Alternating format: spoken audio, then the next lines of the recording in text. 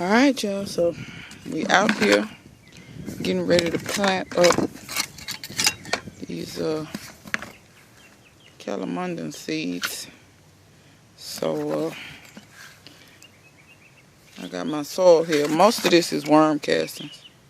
Some of it's just plain soil, but most of it's worm castings. Because I want to give these seeds a good start. So.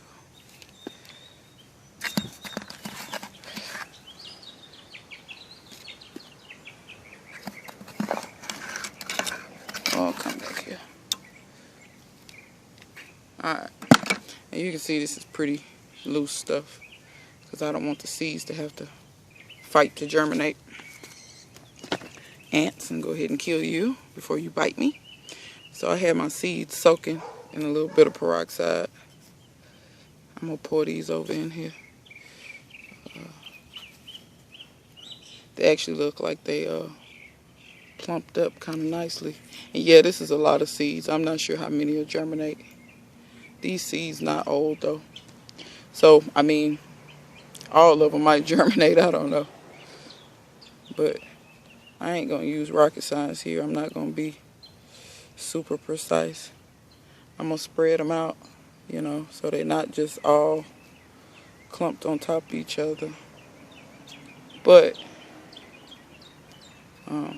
like I said, I'm not going to be super picky if some of them is kind of close to each other. To be real with y'all, I've never germinated citrus seeds. Actually, not on purpose. And I'm going to cover these, but I'm not going to cover them with a lot of soil. I'm just going to cover them with just enough so that they covered.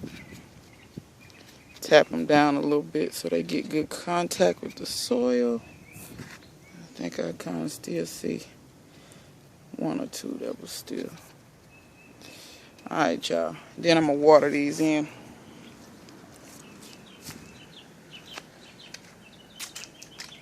But I've never germinated citrus seeds before. Not on purpose. I did accidentally. I dropped some kumquat seeds one time and they actually germinated pretty good. So I'm gonna come over here to my rain. I'm surprised my rain barrels ain't all the way full though. But I'm gonna come over here to my water. Look how pretty and clear that is now. That's because all my rain barrels got all the way down to basically nothing. And I'm just using my hand because I don't feel like getting a watering can or whatever. And this is gentle enough to not disturb the soil too much, even though I see a couple of seeds floating up, but it's all good. I'll just push them down. Push them back down in there. But yeah, I'm just trying to water these in fairly gently. Y'all see seeds popping up. That's why they tell you to thoroughly wet your medium first. But it's all good though. Y'all see the air coming up out of that as the water gets absorbed. But yeah, I'm just gonna kind of just push the ones I see down. But yeah, y'all, when we ain't get no rain for like a month, and then we got a little bit of rain, but we ain't get a lot of rain. And then we went another month basically without rain. Yeah, almost all my rain barrels were empty, or they just had like just a very little bit of water in them.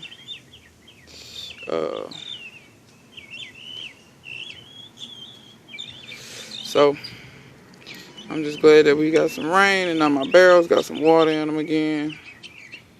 We're supposed to get some more rain in a couple of days. That might fill the barrels all the way up, I guess. I think this is enough water in here. That should be enough. It'll continue to sink down.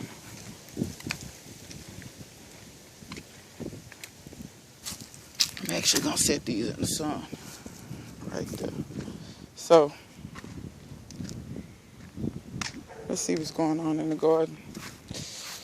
Ugh, I'm hungry, y'all. It's morning time. I ain't ate nothing. Let's see. See if we see anything new and exciting and brand new. Just more peppers. Can y'all see? More flowers. More peppers. Look at how they branching off at the bottom. Getting new branches down there. These peppers are a beautiful, vigorous plant. They like waist high now. See a little melon in there.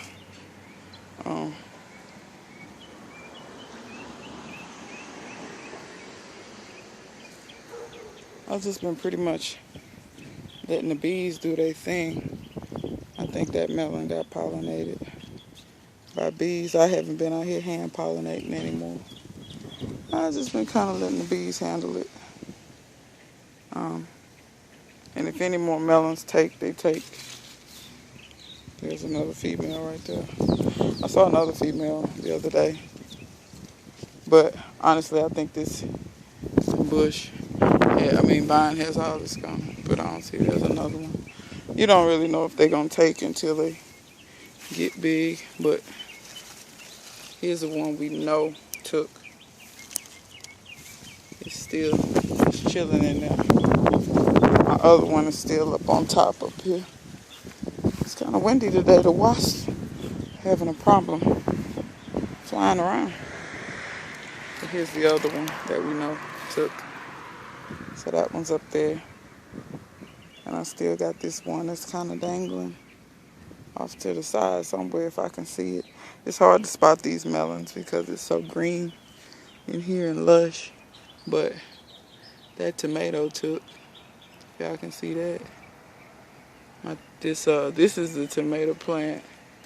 This is the current tomato with the little thin vine. But this one here is this big behemoth over there.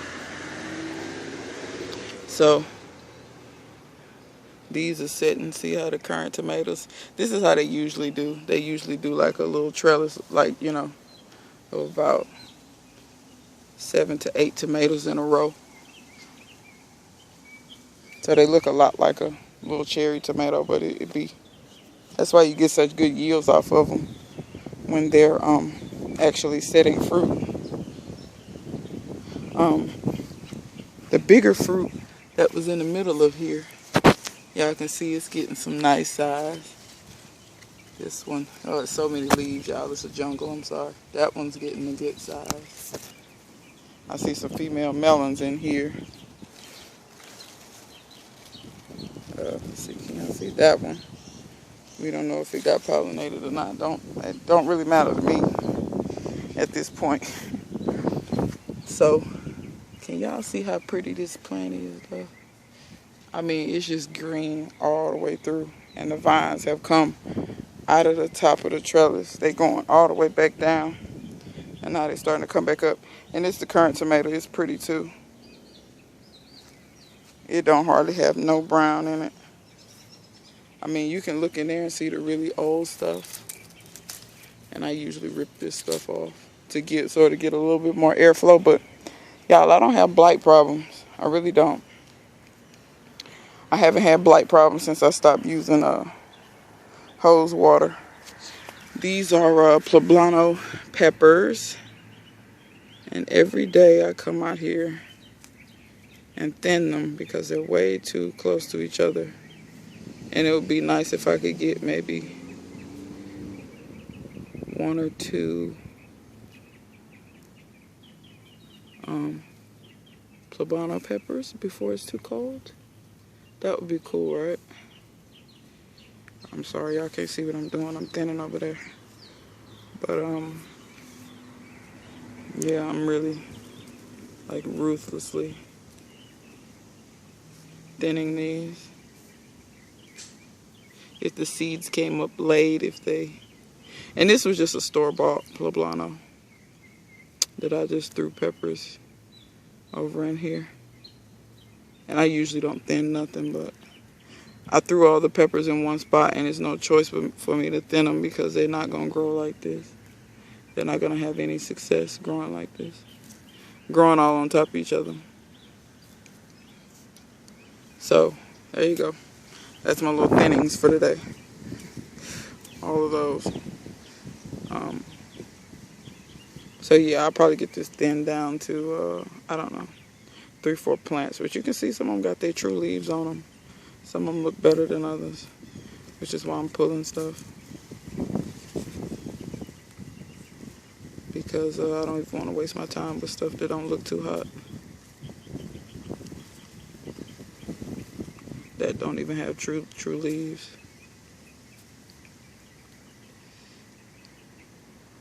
But yeah, I think that's good for today. As far as thinning, we got a straight poke salad here. We gotta pull you up. Alright. What else we got going on? We got some blooms happening. But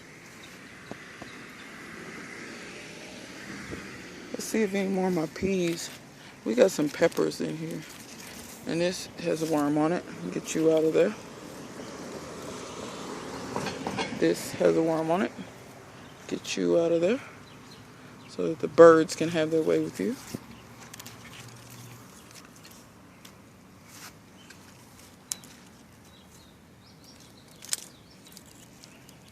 Y'all, I think I'm just going to pull up these collards and plant some more.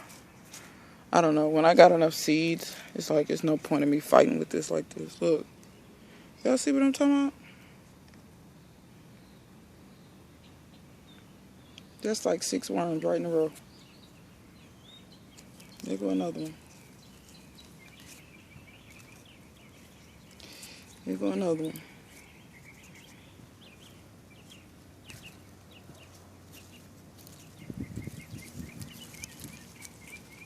See, this is why you whip out the color purple lines.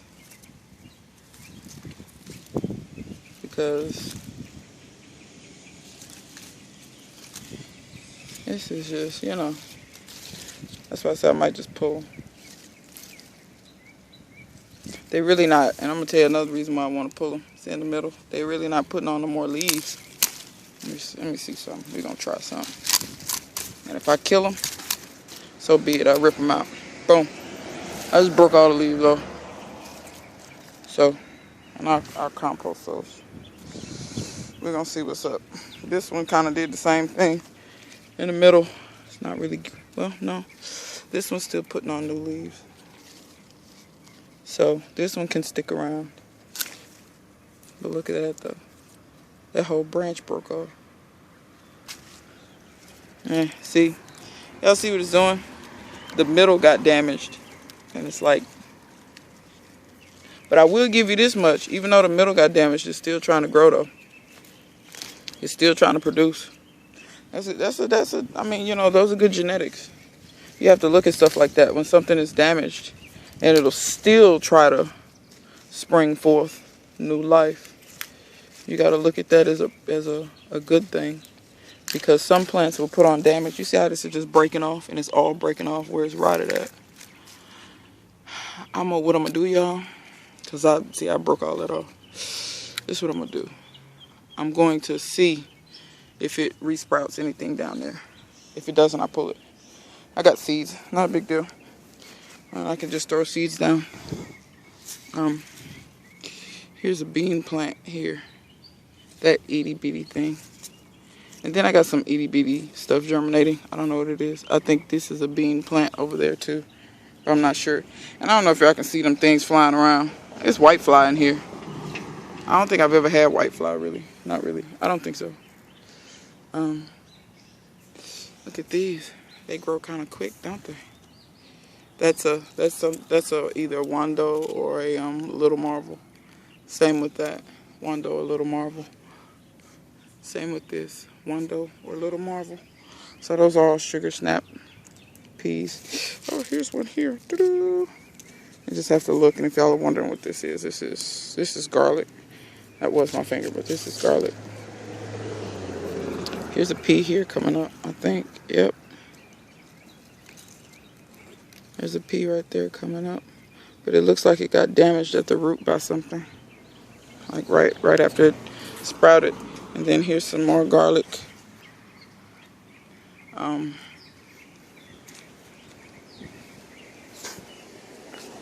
planted peas over here too. This is a tomato, no clue. But this is peas, that's a pepper. There's another pea over there. So I got some peas coming up. But I got some more peas I'm gonna plant. Because guess what, folks? Where am I at? I'm at 15 minutes? I'm gonna hurry up. Because guess what, people? This here is coming out.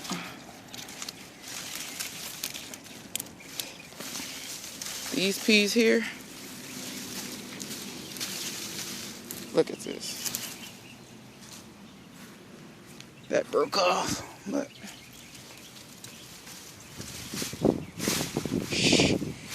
I hate this.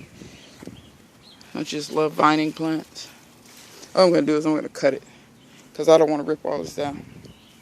Because that's what's gonna happen if I keep pulling. If I keep pulling, all of that's gonna come down. So I'm gonna cut that.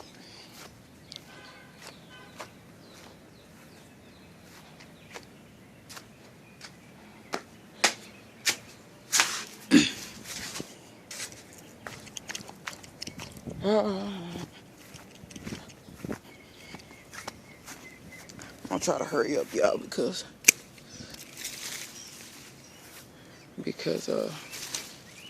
this video is getting long, and I don't know if the ants are gonna come get me or not.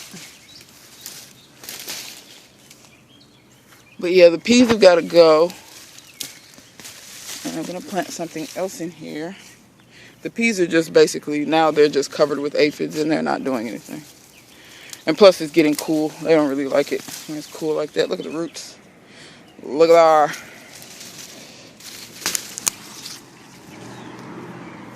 Look at our.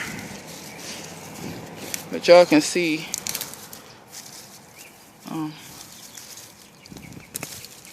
Look at those roots. Nice root systems. Look at that. Look at those worms. See that? I'm telling you, these are my two best beds. They had the best mixed ratio of soil to biochar to, this looks like, that's tomato. Soil to biochar to, because, I mean, look at how fluffy it is. Roots don't have to fight this at all. It's got a lot of nutrients in it, but I'm going to amend it with some worm castings if I can keep my finger out of the frame. But y'all can see, what have I pulled up? 3, 4 plants? That's 5. I think I had 6 in here, I think. Because people always ask me, how many plants did you have? I didn't have many, y'all. I didn't have many. And I harvested a ton. And this is what I want to show y'all. See how these currant tomatoes do? If you just let them do their thing. This is one little vine. There's one. There's a cluster. There's a cluster. There are some more clusters. So if you're wondering the behavior of currant tomatoes, there's a cluster. And true enough, a lot of this is so grown up in the middle of stuff, I probably wouldn't have seen it. But you can sucker those. I just don't. When it comes to gardening, I generally don't sucker. I really don't have the time for it. Whoa, that's a bee. Oh, did he fly off? I could hear him coming. They sound like helicopters. But I'm going to try to get these currant tomatoes and wrap them back around in a different direction so that I can have better access to this bed, or I might have to do a little cutting on the currant tomatoes. Maybe. Because I want to have, I don't know, I pushed it back. And it gave me, but yeah, y'all see I pulled about, what was that, 6 plants, I think? I'm not going to pull that. Okay, that was another one. So we'll pull that out. And we'll lay the currant tomato that direction. And you can see my air potatoes. They were still in here in all of this shade. But yeah, you can just see how pretty this is. This was coconut coir, compost, worm castings, biochar. That's a piece of charcoal right there. There's an ant biting me because I think the ants decided to turn this into a house, because I'm starting to see ants come out now. So I'm gonna put some diatomaceous earth in there, and that should fix them. No worries with that. I'm gonna amend it with worm castings and a little bit more compost. But I want to talk about coconut coir too, because I don't think people use it enough. I think people use peat moss way too much, and peat moss is not sustainable. It's not renewable. And I think people should stop using it. I think they should stop selling it, actually. But that's a whole other video. But look at there. This was a scoop from my mycorrhiza. Oop, that's been out here too long. Went to pieces. Anyway, but yeah, that's that bed. It's done. 20 minutes. This video is way over past where it should be. So I appreciate y'all for hanging with me and watching me. And we can end on a view of that beautiful bee doing its job. So till next time, man, I'll see y'all later.